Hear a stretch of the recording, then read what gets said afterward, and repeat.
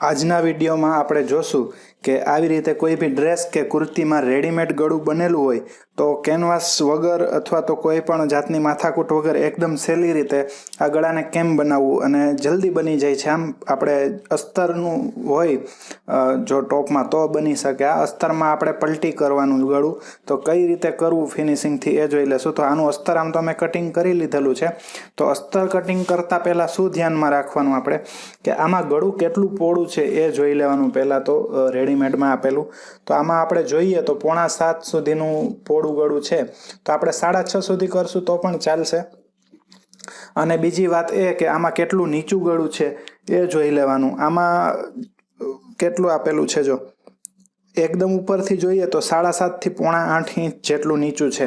તો કસ્ટમરને કેટલું જોઈએ છે એ જોઈ લેવાનું. તો આમાં આમ તો 7 ઇંચનું જ કસ્ટમરને જોઈએ છે, તો આ ક્રોસ છે જ્યાં સુધી ત્યાં 7 ઇંચ માપી લેવાનું. અને ઉપર આપણે 7 ઇંચ અહીંયા આવે છે અને 1/2 ઇંચ આપણે સિલાઈમાં જશે એનું જોઈ લેવાનું. તો આ ગળું આમ નીચું તો બરાબર જ છે. જો હજી ઉપર વર્ક હોય આમાં બહુ વધારે તો એ વર્કને આપણે કટિંગ કરી શકીએ, પણ આમાં એકદમ માપનું છે તો આમાં ઉપરથી વર્ક કટિંગ નહીં થાય, પણ આટલું થોડું સિલાઈમાં દબાઈ જશે એટલે એ બરાબર થઈ જશે ગળું. હવે આપણે આ પહોળાઈમાં 7.5 છે તો અસ્તરમાં પણ 7.5 ઇંચ ગળું રાખી અને કટિંગ કરવાનું.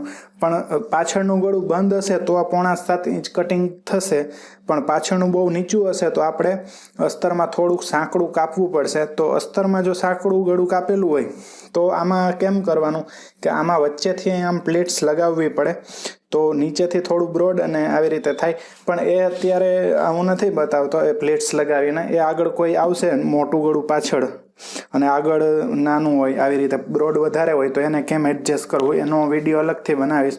પણ આમાં તો આ 7.5 બરાબર જ છે, કેમ કે પાછળનું ગળું બંધ છે એટલા માટે. તો આમાં પણ આપણે આ 3.25 ઇંચ પોળું રાખી અને કટિંગનું માર્કિંગ કરેલું છે. તો સિલાઈ આવશે એટલે 3.5 જેવું થઈ જશે એટલે 7 ઇંચ થશે. તો આમાં 7.5 ઇંચ જેવું છે એટલે બરાબર આવી જશે.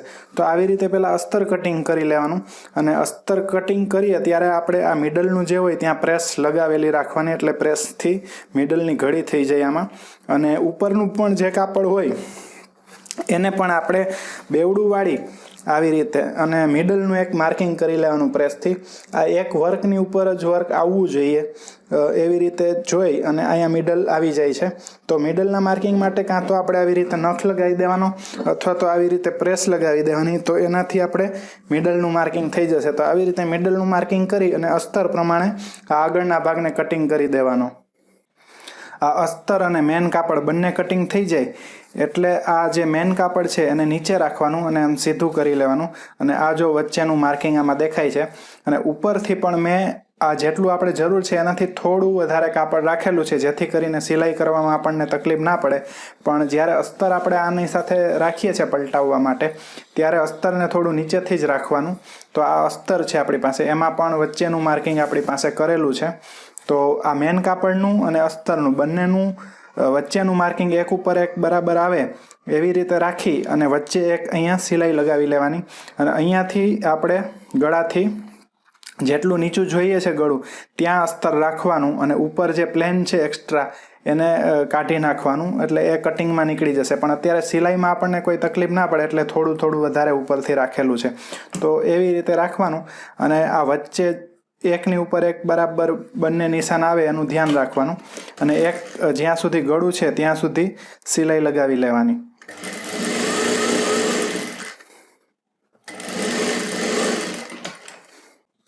આવી રીતે આ વચ્ચેની સિલાઈ લાગી જાય એટલે હવે આપણે આ વર્કની બાજુમાં એકદમ સિલાઈ લેવાની છે. પણ આ અસ્તર આ સાઈડ આપણે રાખશું તો દેખાય તો છે આમાં, પણ ઘણા અસ્તર જાડા હોય અથવા વર્ક એવું હોય કે દેખાય નહીં. તો એના માટે આપણે આને ઉલટું કરી દેવાનું, એટલે મેન કાપડ આપણી સાઈડ રહેવું જોઈએ અને અસ્તર નીચે રહેવું જોઈએ. તો અહીંયાથી એકદમ ક્લિયર દેખાશે આપણે વર્ક કેવું છે. તો આ વર્ક કરેલું છે એની એકદમ જ નીચે થોડી બાજુમાં સિલાઈ લગાવી દેવાની આખા ગળામાં. અને આ જે આપણું માર્કિંગ છે ત્યાં જ આમાં સિલાઈ આવશે તો કંઈ પ્રોબ્લેમ નહીં આવે.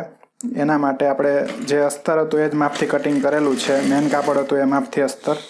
તો આખા ગળામાં આવી રીતે આ વર્કની બાજુમાં જ સિલાઈ લગાવવાની. આવી રીતે આખા ગળામાં સિલાઈ લાગી જાય એટલે એક વખત તો જોઈ લેવાનું કે વર્કની બાજુમાં જ છે ને વર્કની ઉપર સિલાઈ ના આવવી જોઈએ, ખાસ ધ્યાન રાખવાનું.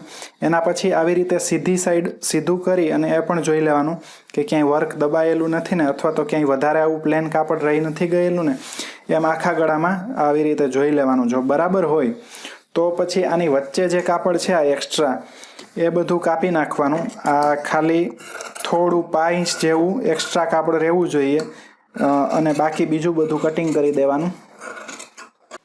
આ વચ્ચેનું બધું કાપડ કટિંગ થઈ જાય પછી જ્યાં અંદરની સાઈડ ગોળાઈ છે ગળામાં ત્યાં બધે જ કટ લગાવી દેવાના. અને કટ લગાવતી વખતે ધ્યાન રાખવાનું કે આપણે જે પલટાવવા માટે સિલાઈ લગાવેલી છે એ સિલાઈનો દોરો ના તૂટી જાય.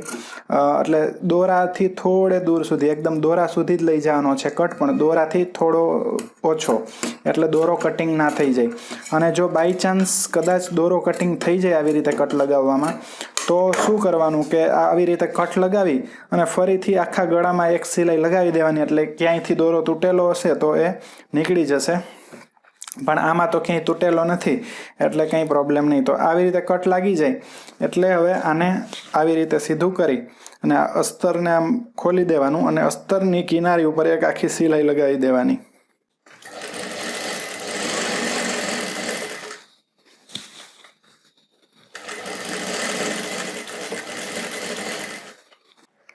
હવે આ અસ્તરમાં કિનારીની સિલાઈ લાગી જાય એટલે હવે આને આવી રીતે પલટાવી દેવાનું. એટલે અસ્તર નીચે ચાલ્યું જશે અને મેન કાપડ આવી રીતે બહાર આવી જશે. એટલે આ એક ગળું એકદમ ફિનિશિંગથી બની જશે. પણ હજુ આમાં થોડુંક બાકી છે કામ. આ જે આપણે પલટાવેલું છે એના પછી આમનામ રાખશું તો ક્યારેક ગળું આમ થઈ જશે, ક્યારેક આમ થઈ જશે, ઓછા વધુ થવાના ચાન્સ રહેશે. એટલા માટે આવી રીતે પલટાવી અને જ્યાં વર્ક પૂરું થતું હોય એની બાજુમાં એક સિલાઈ લગાવી દેવાની. આમાં તો એકદમ સાંકડી પેલી છે બોર્ડર, કદાચ ઘણામાં પહોળી બોર્ડર હોય તો પહોળી બોર્ડર પૂરી થતી હોય ત્યાં એક સિલાઈ લગાવી દેવાની, અથવા બોર્ડરની વચ્ચે ક્યાંય પણ એવી જગ્યા હોય કે જ્યાં આપણે સિલાઈ લગાવી શકતા હોય ત્યાં લગાવી દેવાની. મતલબ બહારથી દેખાવું ના જોઈએ કે આમાં સિલાઈ લગાવેલી છે એવી રીતે. તો હવે આપણે આ વર્ક છે એની એકદમ બાજુમાં સિલાઈ લગાવશું, જેથી કરીને દેખાશે નહીં આમાં કે સિલાઈ ક્યાં લગાવેલી છે. તો આવી રીતે વર્કની બાજુમાં એક સિલાઈ લગાવી દેવાની આખા ગળામાં.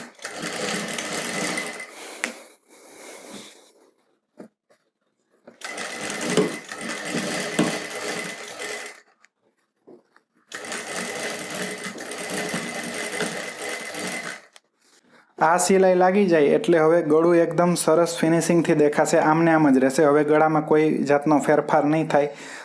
આટલું થઈ જાય એટલે હવે આ જે અસ્તર છે એને મેન કાપડ સાથે એટેચ કરી અને અસ્તરના માપથી આ મેન કાપડ કટિંગ કરી દેવાનું.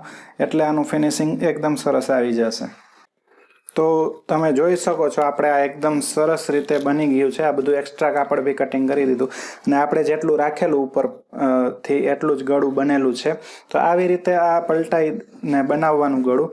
આ રીત ક્યારેક કામ આવે, ક્યારેક ગળું જેટલું બધું હેવી હોય વજનવાળું કે એમાં કેનવાસની જરૂર ના પડતી હોય તો, અથવા તો ક્યારેક આપણે અર્જન્ટ હોય અને આપણી પાસે કેનવાસ ન હોય અથવા તો બીજું એક્સ્ટ્રા કાપડ ના હોય તો ત્યારે પણ આપણે આવી રીતે ગળું બનાવી શકીએ. ક્યારેક બહુ જલ્દી બનાવવું હોય, અર્જન્ટ હોય તો આ જલ્દી બની જાય છે. કેનવાસવાળું હોય તો એમાં થોડો ટાઈમ 15-20 મિનિટ વધારે લાગી જાય. તો કેનવાસ નાખીને પણ આ રેડીમેડ ગળું કેમ બનાવવું એનો લગભગ તો વિડીયો હજી નથી બનાવેલો, તો આગળ હું ભવિષ્યમાં બનાવીશ એનો વિડીયો પણ, કે કદાચ આવી રીતે પલટાવવું ના હોય અને કેનવાસ નાખીને બનાવવું હોય ગળું તો પણ કેવી રીતે બની શકે. તો આ વિડીયો તમને કેવો લાગ્યો એમને કમેન્ટમાં જરૂરથી કહેજો. સારો લાગ્યો હોય તો લાઇક અને શેર જરૂર કરજો. અને હજુ સુધી અમારી ચેનલને સબસ્ક્રાઈબ ના કરેલી હોય તો સબસ્ક્રાઈબ કરી લેજો. આ વિડીયોને જોવા માટે તમારો ખૂબ ખૂબ આભાર.